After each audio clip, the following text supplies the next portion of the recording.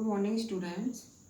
आज हम पढ़ते हैं 11th क्लास की हिंदी से काव्य खंड के चैप्टर 2, जिसके कवि हैं सूरदास जी। इस पहले पद में कृष्ण की बाल लीला का वर्णन किया गया है। जब बच्चे एक साथ खेलते हैं और श्री कृष्ण हार जाते हैं तो वे अपनी हार को स्वीकार नहीं करना चाहते। यहाँ सूरदास जी ने कृष्ण की बाल मनोविज्ञान का बड़ा ही सूक्ष्म चित्रण किया है। जब वे हार जाते हैं और अपनी हार स्वीकार नहीं करते हैं तो तब सुदामा उनसे गुस्सा हो जाते हैं और उन्हें बातें कहते हैं। खेलन में को काको गुसैया, गुसैया का अर्थ होता है बड़ा, कि खेलने में। अब सुदामा श्री कृष्ण को कहते हैं कि खेलने में कोई भी बड़ा नहीं होता।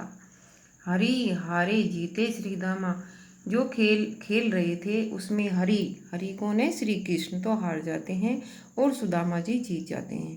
बरबसी करत रिसैया, रिसैया का अर्थ होता है गुस्सा करना, कि तुम तो बेकार में ही गुस्सा हो रहे हो।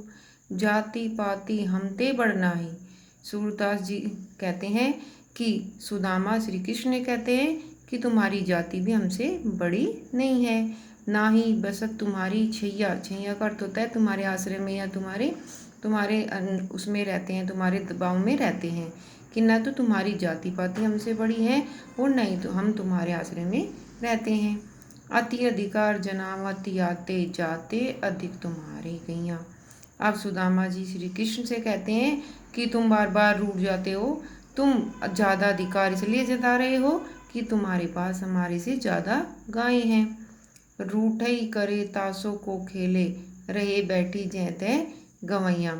अब सूरदास जी कहते हैं कि सुदामा कृष्ण से कहते हैं कि तुम अपनी हार स्वीकार कर लो और कि तुम जबरदस्ती क्रोध कर रहे हो, न तो तुम हमसे श्रेष्ठ हो।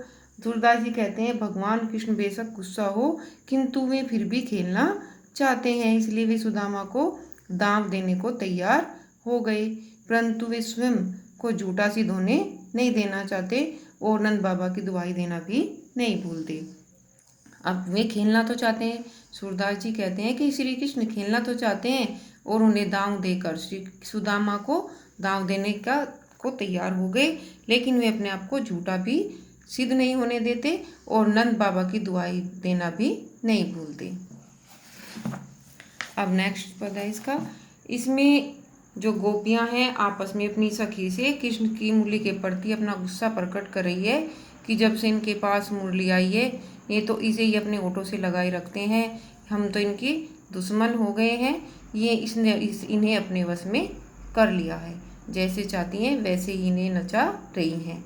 इसलिए गोपियां इस पद में मुरली के प्रति अपनी ईर्ष्या भाव को प्रकट कर रही हैं।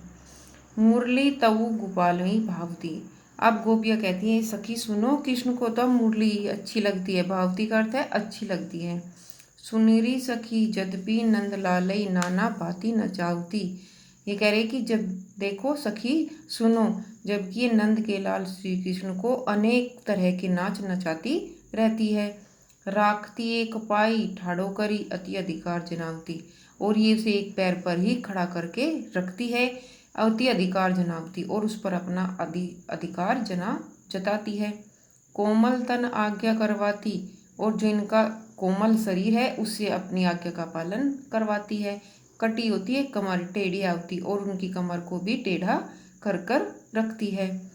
अति अधीन सुजान कनोड़े गिरधर नार नवावती, आपुन पोड़े अदर सज्जा पर कर पल्लव पुरकाती, ये कहा कि जो श्री कृष्ण ने इन्हें अपने अधीन इतने अधीन कर लिया है कि जो पर्वत तक को धारण कर लेता है, पर्वत तक जिसने उठा लिए वही श्री कृष्ण उसके संकेत पर अपनी गर्दन को झुका लेते हैं, जैसे उनकी कृपा पर में दबे हो या कोई एहसान है जिसके बदले वो झुका रहे हो, कि जैसा भी वो चाहती है ऐसा ही वो काम कर रहे हैं, ऐसे ही नाच रहे हैं जैसे वो किसी उनकी दबाव में हो।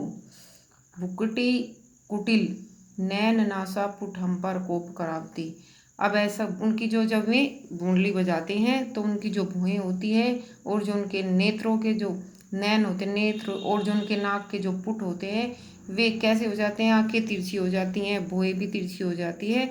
और ऐसे लग रहा है सूर प्रसन्न जाको कुछिन धरते शीश डुलावती, जैसे वे हम पर क्या कर रहे हैं, ऐसा लग रहा है कि जैसे वे हम पर गुस्सा कर रहे हैं।